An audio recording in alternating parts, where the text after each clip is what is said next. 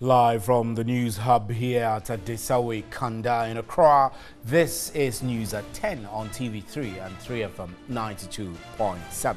You can follow our live stream on Facebook and on 3news.com. I'm Stephen NT. Let's start with the major news highlights of the day.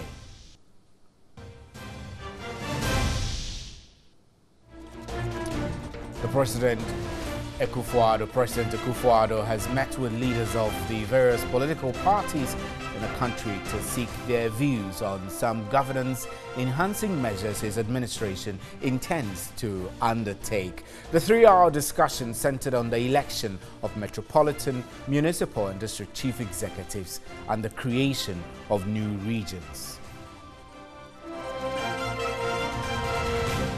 And the Speaker of Parliament, Right Honourable Professor Michael Quaye, has advised Burundi to strengthen its democracy, to encourage free speech and religious coexistence. He said reviewing the country's constitution will form a basis for this democratic transformation.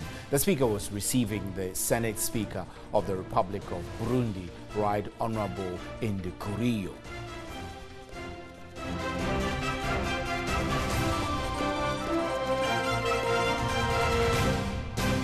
On the Chamber of Petroleum Consumers, COPEC says the National Petroleum Authority's assurance of price stability is commendable, however, not the best. It said it's time for the NPA to look at its pricing structure and reduce some of the taxes to ensure reduction in prices. The Board of the Driver and Vehicle Licensing Authority, DVLA, has halted indefinitely the implementation of the mandatory first aid kits policy. Meanwhile, Ministry of Transport is fuming over the lack of consultation on the part of the DVLA.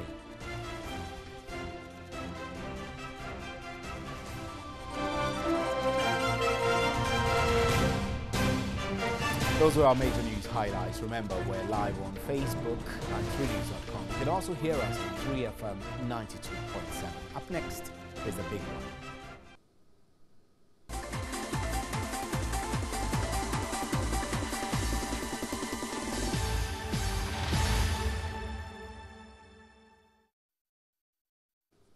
Welcome. Now, when the Goldfields Ghana Limited gave reasons for the entrenchment exercise by laying off over 1,500 workers, Ghana Mine Workers Union rejected the reasons. This was part of measures to change its business module and make the company profitable due to the relatively short lifespan of the mine. According to Goldfields, the life of the mine is 5 to 6 years. And based on the limited time, they cannot invest in mining fleet. Contrary to this claim, the union said Goldfields has over 15 years of mine. This will be the second time in 3 years the mining firm has embarked on a massive retrenchment exercise after a 2014 exercise that saw some 400 of its workforce laid off. We have on the telephone lines now the General Secretary of Ghana Mine Workers Union, Prince William Ankra. The union is of the view that some factual misrepresentation were put out by the Goldfields Ghana Limited in a quest to justify its unjustifiable business module. Ms. Ankra is joining us for some clarification of these concerns. Good evening, sir, and thank you. We're extremely grateful for your time. Yeah, good evening, sir. I'm available for the conversation, please. Great. So you claim the facts put out there by Goldfields was misrepresented. What proof, I beg your pardon, do you have to establish this claim? Yeah, primarily, the product statement was very clear. Goldfields said that, look, they've hit a mining environment where the life of mine is reduced from the hitherto 14 years to 5 to 6 years.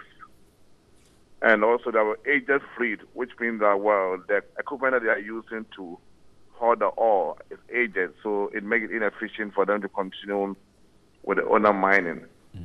Apparently, we delve into it deeply, and we ask many questions, and we'll say, look, go back to your website. Conspicuously, it is there. www.goldfields.co.za is there conspicuously as to the extent of your life of mine. So what are you telling them? It's really at variance with the factual situation on the website. And with the fleet also, we dive into it and we sort of look. The fleet, about 86% of the fleet are virtually the perfect state to run for the next 10 years. So it's also contrary to what they put out there, So we said, look, in the given context, we're not getting the facts clear. So let's virtually get a third party, to really tell us who is making sense and who is really talking the other way around, So that's where we're running with GoForce. Interesting. So let's assume that the current fleet, as you claim, is new and can run for 14 years period, backed by dedicated maintenance plan. If Goldfields decides to lay off workers based on their own assessment and the projection in the future, is it not fair to allow them to do what will make their company viable? Well, if you did hear the GoForce EVP very well, Mr. Frabako, he kept insisting that currently he turns down between 10 to 15% free cash to the shareholder, and he want to do from 20 to 25. Obviously, it's an aggressive profiteering, and as we indicated, the more he does that, the more it's really deepening his personal pace. So really, the business imperative, as raised earlier, is virtually defeated. So in effect, the contract mining doesn't come into play at all. I mean, it just doesn't come into play. So it's like, you assign one reason, and when obviously you fail, you keep looking for the other way around. Along the line also, he brought in element of cost. And we did indicate, if you look at cost, as we speak now, 3% of them, or the top management, 3% only takes 18% of their total wage bill. 47.2% of the wage bill goes to 10% of the top management. So if you look at the overall, those that come in the union bracket, that's between the junior artisanal hands and the senior staff, metallurgists, mining engineers here, that also comes into our union bracket.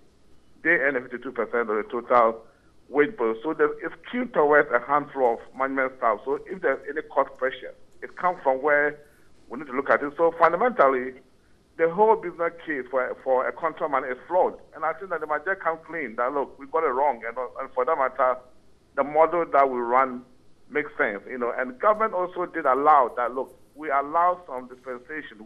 Government gave them a development agreement that they picked that they could have some concessional deals, to the extent of getting a $33 million to really augment the extent that they intend growing the business. And in that deal, they promised to create 10% jobs.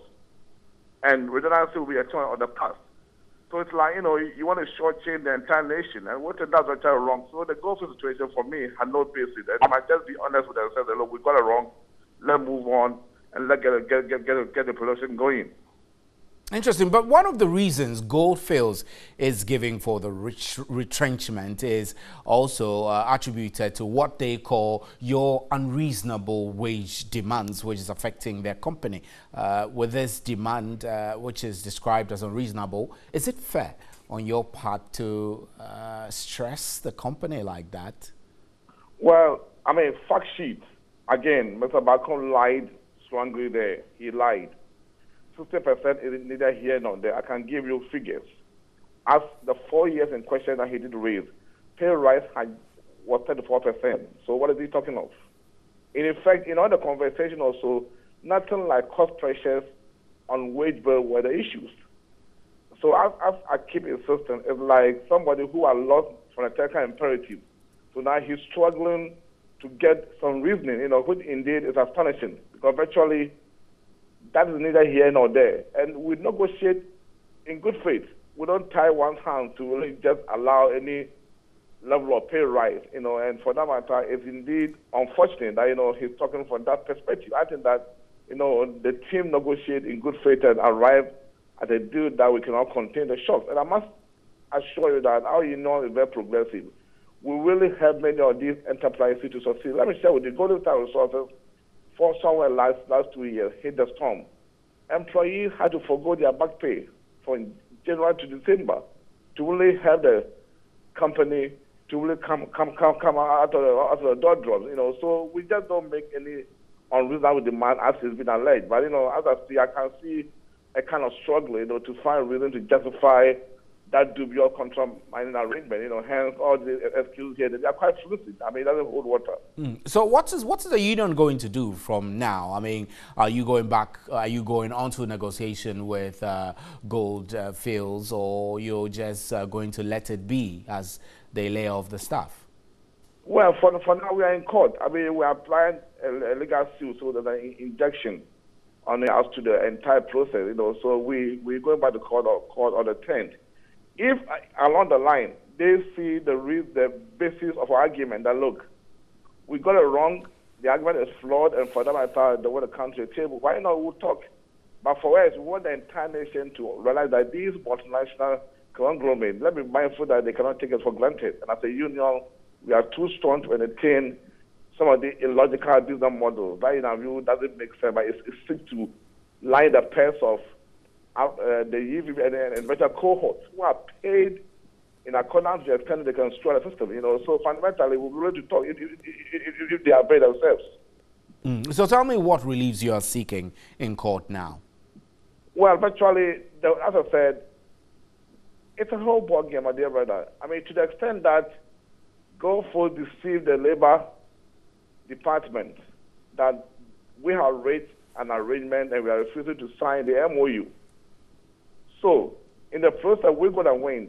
And on that basis, the Labor Department allowed that they could go ahead and do what they intend doing on the basis that, well, if that's the case, then why not go ahead? Then we say, excuse us, there's no way that a civil union like our union, for instance, will make that mistakes.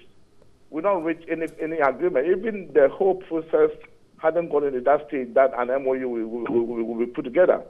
We are contesting the whole premise, So eventually, it's really hard to be curtailed, because if we are not done that, what that means that they then issue amendment letters out here and there. So we felt the smartest way to really avoid that situation was to make sure that we just have a lawsuit. So we quickly got our lawyers to really ensure that the lawsuit and for that matter, it constrained them from going that route. So for now, as I've really raised, we are willing to go back to court. We made our case very clear. We think that the whole thing is flawed. It's flawed deceit. They lied to a regulatory outfit like the Labor Department, and for them, and that alone tells you a company that can really put itself in that state. So I think that actually those are the areas that we want the court to look at. And obviously, at the time that even the rights doing whatever they intend to do, we not exhausted the conversations, also amount to bad faith, and all these things are serious issues. The collective agreement that we have in place also had a lapse, which means that it must go through a process of renegotiating those deals. So it's a whole ball game, and I think that for me, they must rather come to terms with the reality and make sure that we have a sound platform to have this conversation and really bring the whole thing to a kind of closure. Right, Mr. Prince William Ankrah, we're grateful for your time. Thank you very much. Prince Ankrah is the General Secretary of the Ghana Mine Workers Union, and I'm Stephen Enti. This is News at 10. We'll be right back with more news.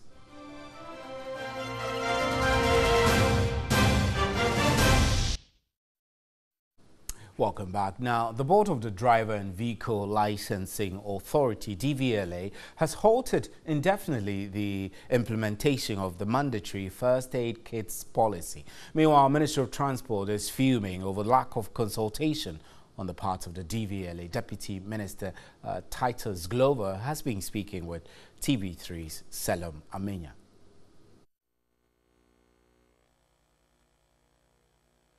I'm all for it.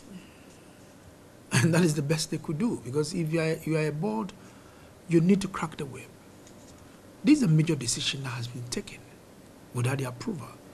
So it makes the management to be careful every step that they want to take. A major decision of this nature in future going forward, you must engage your board for the board to approve it, because we don't want the situation where at the end of the day, when you go and take such decisions, it will come back to haunt you.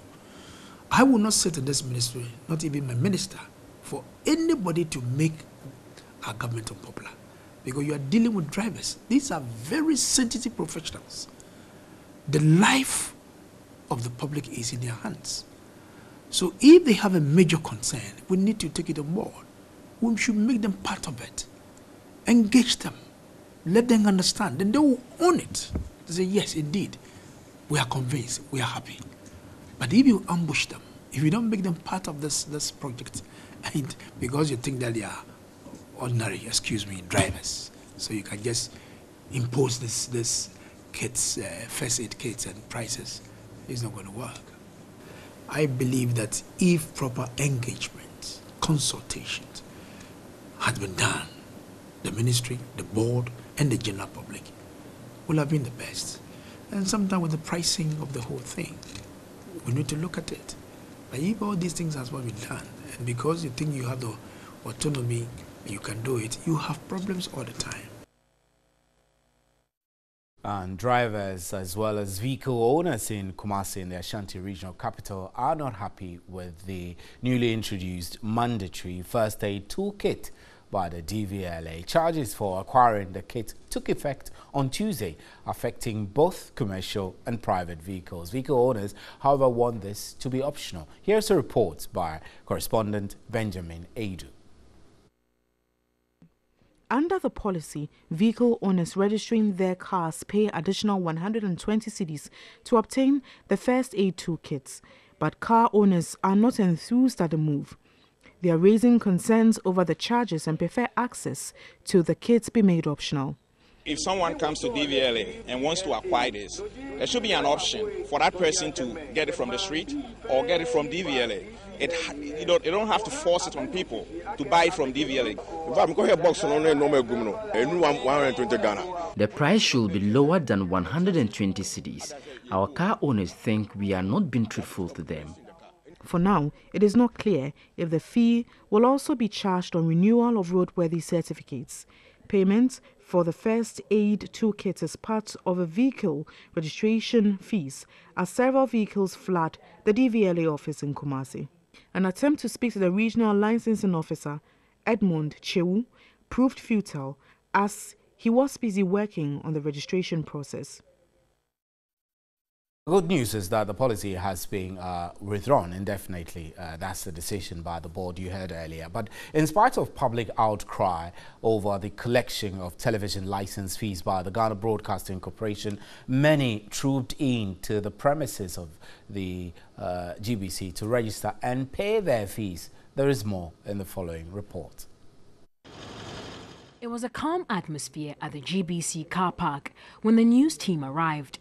A handful of people had queued, waiting to pay their television license fees. Despite resistance from sections of the public, others insist payment of the fees was a fulfillment of their civic duty. For TV license, it's a responsibility for all Ghanaians, because if you pay your TV license, you help the nation.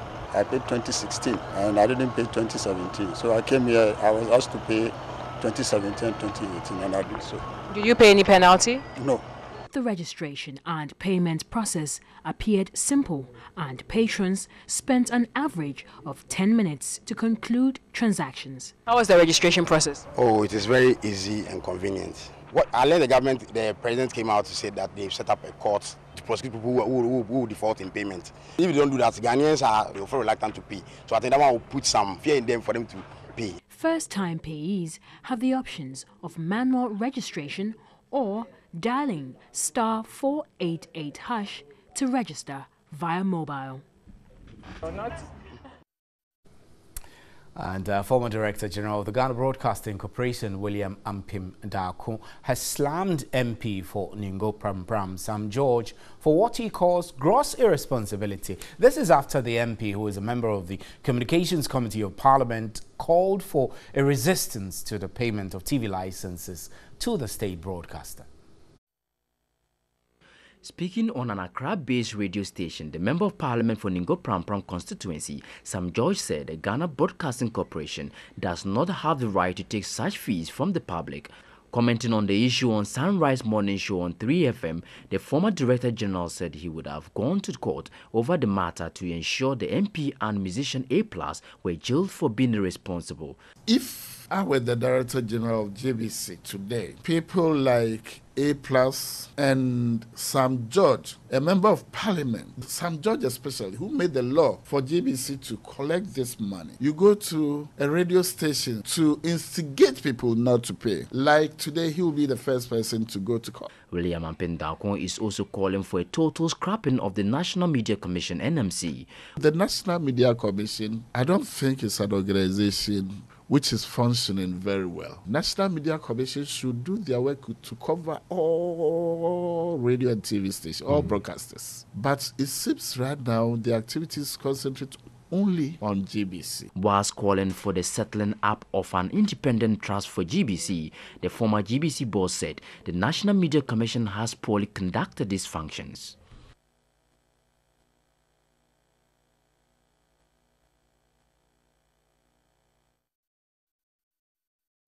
Well, the former Director General of GBC, William Ampim Darko, has defended the collection of the TV license fees from the public. He, however, indicated for the GBC to thrive, it needs financial and managerial independence.